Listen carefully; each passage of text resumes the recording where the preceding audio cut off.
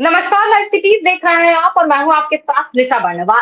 बिहार के सरकारी विद्यालयों में शिक्षकों की बहाली को लेकर बीपीएससी की तरफ से तैयारी तेजी से की जा रही है और ऐसे में बीपीएससी ने इसको लेकर सिलेबस भी जारी कर दिया है। लेकिन सिलेबस में देखा जा रहा है कि कई तरह से बदलाव किए गए हैं। सिलेबस में नेगेटिव मार्किंग जोड़ा गया है, तो वहीं इसके साथ ही करंट अफेयर्स को भी ऐड कर दिया गया है, जिसका पुरजोर तरीके से विरोध हो रहा है। तो इस पर चर्चा करेंगे कि आखिर शिक्षक संघ इसका क्यों विरोध कर रहा है, ऐसा क्या सिलेबस में बदलाव किया गया है जिसको लेकर उनमें आक्रोश है। तो इस पर बातचीत करने के लिए हमारे साथ शिक्षक नेता अश्विनी पांडे हैं। तो सबसे पहले तो स्वागत है आपका लाइव सिटीज में। बहुत बहुत धन्यवाद। सबसे पहले आप ये बताइए कि जिस तरह से बीपीएससी की तरफ से सिलेबस जारी किया गया है और जिसमें कई तरह से बदलाव किए गए हैं, नेगेटिव मार्किंग ऐड किया गया है, करंट अफेयर्स को ऐड किया गया है, तो इसका आप लोग क्यों विरोध कर रहे हैं? जी जी, देखिए सबसे बड़ी बात यह है कि डिपार्टमेंट इस पे खुल के कुछ क्लियर कर ही नहीं रहा कि ये जो वैकेंसी है ये शिक्षकों के लिए है कि शिक्षक अभ्यर्थियों के लिए है, चाहे जिनके लिए भी हो। ये बहुत गलत तरीके से किया जा रहा है। कारण ये है कि जो 7वें चरण के बहाली का इंतजार कर रहे थे जो अभ्यर्थी, उनके लिए भी छलावा है और शिक्षकों के लिए तो छलावा है ही। कहने का मतलब ये है कि हम एग्जाम से नहीं भाग रहे हम लोग, लेकिन आप बताइए 4 साल से वो लोग इंतजार कर रहे थे क्या वैकेंसी होगी, तब वैकेंसी होगी। माननीय शिक्षा मंत्री जी हों, डिप्टी सीएम तेजस्वी यादव जी हों, सारे लोगों ने, नीतीश कुमार जी माननीय मुख्यमंत्री जी ने सारे प्लेटफॉर्मों से, पब्लिक प्लेटफॉर्म से, सारे आप लोगों के चैनल्स पर रिकॉर्डिंग उपलब्ध होगा, ये आश्वासन देते रहे कि अब बहाली हो जाएगी, तुरंत हो जाएगी, बस आ ही रहा है। और नियमावली संशोधन की बात हो रही थी, ट्रांसफर के लिए सॉफ्टवेयर बनाने की बात हो रही थी, और उसमें लाके आकर्षक वेतन के नाम पे जो झूठा एकदम जुमला है उस नाम पे लाके हम लोग के सर पे एग्जाम ठोक दिया गया, जो सरासर गलत है। दूसरा बात, लेकिन जो ये एग्जाम जी जी जो ये एग्जाम लिया जा रहा है इसका पैटर्न भी गलत है। आप बताइए, आप शिक्षक की बहाली कर रहे हैं या एसडीएम और एसडीसी और डीएसपी की बहाली कर रहे हैं? समझ से परे है। एकदम से आपने गर्भ में पहुंचा, एक मिनट सुन लिया जाए। एकदम से एक बार जो बहाली की प्रक्रिया थी वो एकदम वर्स्ट थी, मुखिया जी बहाल करते थे, और एक ही बार आप इतना फिल्ट्रेशन और सुपर क्वालिटी के शिक्षक ढूंढने लगे कि एकदम से सारी विधि व्यवस्था को ही खराब कर दिए आप। ऐसा नहीं है। लोग शिक्षक हैं, शिक्षकों के लिए सबसे पहले तो जो प्रशिक्षण लिए हुए हैं, आपको पता है कि बीएड डीएलएड वगैरह करने के बाद लोग शिक्षक बनते हैं और उसमें शिक्षक बनने के स्किल्ड होते हैं। जैसे आपने जर्नलिज्म के लिए जो आप लोगों का कोर्स होता होगा वो आपने किया होगा, वैसे शिक्षक बनने के लिए हम लोगों ने बीएड और डीएलएड किया है।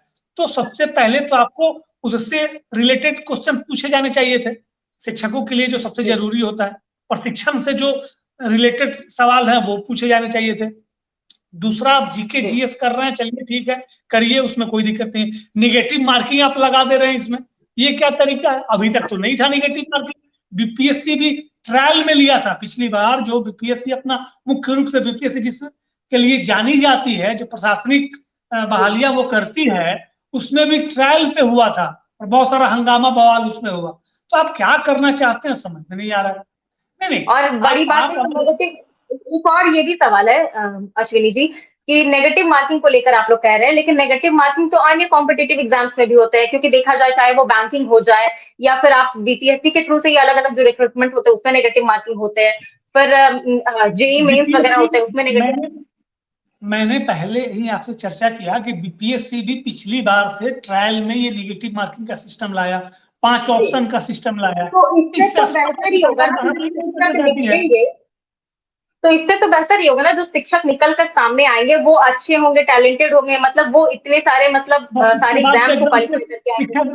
क्योंकि देखिए क्योंकि बड़ी बात देखिए, क्योंकि नेगेटिव मार्किंग नहीं रहता था तो लोग क्या करते थे, तुक्का लगाकर सवाल का जवाब दे दिया करते थे, जय श्री राम का ऐसे नारा लगाते थे और लगाते थे कि हाँ चलिए सारा सवाल सही है। बिल्कुल तुक्का से भी नहीं कुछ हो जाता है। आपको कुछ नॉलेज होगा तब भी आप तुक्का भी मारिएगा, एक चीज। और दूसरी बात यह है कि आप इससे पहले डिग्री दिखाओ और नौकरी पाओ चला रहे थे। उसके बाद हम लोग की बहाली हुई, बीटेट सीटेट वगैरह लोग पास होकर बहाल कर गए।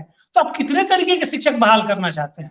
और कोई भी एग्जाम, ये जान लीजिए निशा जी, कोई भी एग्जाम किसी के मेरिट को निर्धारित नहीं करता है। कोई एग्जाम दे के चला है तो बहुत सुपीरियर क्वालिटी का होगा, ऐसा कुछ नहीं है। एग्जाम जो है वो केवल भीड़ में छांटने का तरीका होता है, सच्चाई यही है। पिछली बार जब जनता कर्फ्यू लगा था, माननीय प्रधानमंत्री नरेंद्र मोदी जी ने लगाया था बिहार में 22 मार्च को, आपको याद होगा, तो उसका उद्देश्य ये था कि लोगों में सोशल डिस्टेंसिंग हो, लोग एक दूसरे के करीब ना आए, क्योंकि उस समय कोरोना का पहली बार सरकार ने कुछ इनिशिएट किया था और जनता कर्फ्यू लगाया था।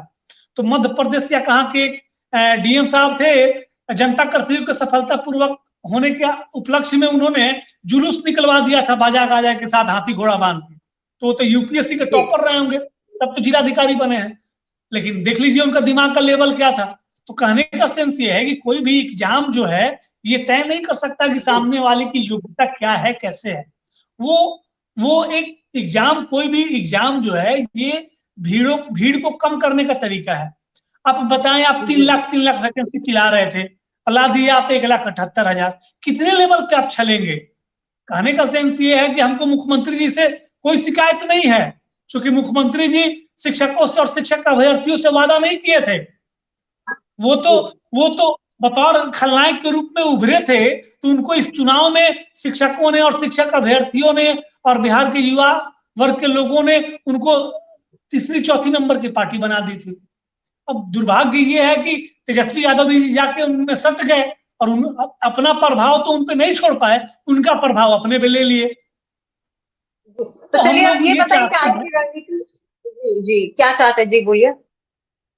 हम लोग ये चाहते हैं कि आप जो शिक्षक हैं पहले से, जब जैसे जैसे आपने नियमावली लाया वैसे वैसे लोग बहाल हुए हैं, अपने से तो आ नहीं गए हैं, अपने समय समय पे नियमावली में अपग्रेड किया है, तो वो अलग चीज है। अब पूर्व से जो लोग यूपीएससी पास कर करके आईएएस आईपीएस बने हुए हैं, अपने अबीर सुबहानी साहब का एग्जाम्पल ले लीजिए, देश में टॉपर रहे, बिहार के लिए गर्व की बात है। लेकिन उनको अगर आप ला के कहें कि फिर से यूपीएससी दीजिए, तो शायद वो पीटी भी क्वालिफाई ना करें। आप डिपार्टमेंटल एग्जाम, शिक्षकों के लिए डिपार्टमेंटल एग्जाम का व्यवस्था कर दीजिए, अगर एग्जाम लेना ही है तो। एक तो लेना ही नहीं चाहिए, कारण ये है कि आपने जो पॉलिसी बनाई उस पॉलिसी के आधार पे लोग बहाल हुए हैं। अब बीच में आप कोई भी नया झुनझुना बजाना शुरू कर देते हैं, एक चीज। दूसरा है कि अगर एग्जाम लेना भी है, अगर आपको लगता है कि नहीं बहुत जरूरी है भी, तो आप ले लीजिए, डिपार्टमेंटल एग्जाम लीजिए। आप जो हम लोग पठन पाठन लोग कराते हैं उससे रिलेटेड एग्जाम लीजिए, वो हो सकता है। दूसरा, अभ्यर्थी 4-4 साल से इंतजार कर रहे थे, वो आंदोलन कर रहे थे कि उनको जल्दी से नियुक्ति पत्र मिले, और उनके सर पे आप लाके एग्जाम थोप दिए, वो भी एग्जाम इतना भास्ट एग्जाम थोप दिए कि वो चिंता में मरे जा रहे हैं। कहने का सेंस ये है कि हम आम आवाम को भी कहना चाहते हैं कि ये सारा प्रयोग जो है ये ब्यूरोक्रेसी में क्यों नहीं होता है, बाकी जगहों पे क्यों नहीं होता है। ये जितने ग्रुप सी की नौकरियां हैं जिसमें आम लोगों के बच्चे, आपके हमारे जैसे लोग परिवार से, जो लोग साधारण परिवार से आते हैं, जिनको सारी प्रयोग शिक्षकों पे, क्लर्क पे, ये छोटे छोटे पदों पे क्यों हो रहा है। यही बहुत ज्यादा गुणवत्ता चाहिए क्या इनको। ये बहाली नहीं करने का एक तरीका है और ये बहाली को लटकाना चाह रहे हैं, ये सच्चाई यही है। बिल्कुल सर, ये तो आगे की रणनीति आपकी क्या होगी, क्योंकि देखा जाए तो जब से ही कैबिनेट में इस बात पर मंजूरी मिली थी, इस बात पर मोहर लगी थी कि बीपीएससी के थ्रू से अब शिक्षकों की बहाली की जाएगी, उस समय से ही पुरजोर तरीके से विरोध किया जा रहा है, लेकिन ऐसा कुछ भी फलाफल देखने को नहीं मिला। सरकार ने शिक्षकों की कोई बात नहीं सुनी है। तो आगे में आप लोग क्या करने वाले, किस तरह से प्रदर्शन करेंगे, क्या करेंगे? बिहार राज्य शिक्षक संघर्ष मोर्चा बनाया हुआ है, उसमें सभी शिक्षक संगठन एक प्लेटफॉर्म पे हैं, और जितनी भी वामपंथी पार्टियां हैं जो महागठबंधन में शामिल हैं, वो हम लोगों का अपना समर्थन दे रही हैं। कांग्रेस का भी समर्थन मिला है, हिंदुस्तानी आवाम मोर्चा, मतलब कहने का सेंस ये है कि जेडीयू और राजद को छोड़ के लगभग सारी पार्टियां मीडिया में आके और अपने वेरीफाइड ट्विटर अकाउंट, फेसबुक वगैरह से भी हम लोग के समर्थन में उन लोगों ने लिखा है। और चूंकि वो लोग महागठबंधन और सरकार के हिस्सा है, तो वो लोग भी अपने स्तर से दबाव बना रहे हैं, एक चीज। दूसरा, महागठबंधन दल के नेताओं का भी आपको समर्थन मिल रहा है? बिल्कुल बिल्कुल, 2-3 स्तर पे लड़ाइयां हम लोग लड़ रहे हैं। एक तो राजनीतिक लड़ाई हो गई, दूसरे स्तर पे ये है कि हम लोग अपने लोगों को जागरूक कर रहे हैं, और हमने जो संघर्ष मोर्चा बनाया है उसके लोग जो हैं, महागठबंधन हो, बीजेपी हो, जितनी भी पार्टियां हैं, उनके जो विधायक हैं, विधान पार्षद हैं, उनके यहाँ जा रहे हैं शिक्षक माननीय के द्वार, और हम उनके यहाँ बैठ रहे हैं जाके, और उनसे समर्थन में, अपने समर्थन में माननीय मुख्यमंत्री और उप मुख्यमंत्री के नाम से हम लोग अनुशंसा पत्र लिखवा रहे हैं।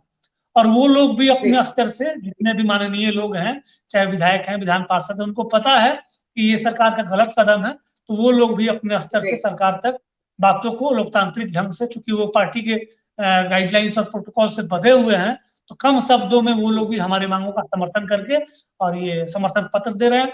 इसके बाद भी अगर सरकार नहीं मानती है तो जुलाई में जो सत्र चलने वाला है उसमें हम लोग पुरजोर आंदोलन करेंगे, सारे शिक्षक संगठन मिलके।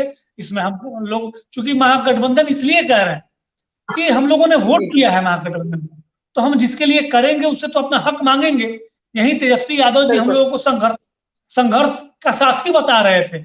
आज भी उनका फेसबुक और ट्विटर पे पोस्ट है, और नीतीश कुमार पे ताने मार रहे थे कि हाँ सरकार शिक्षकों के साथ और अभ्यर्थियों की सरकार नाइंसाफी कर रही है, और आज वो खुद भूल गए हैं।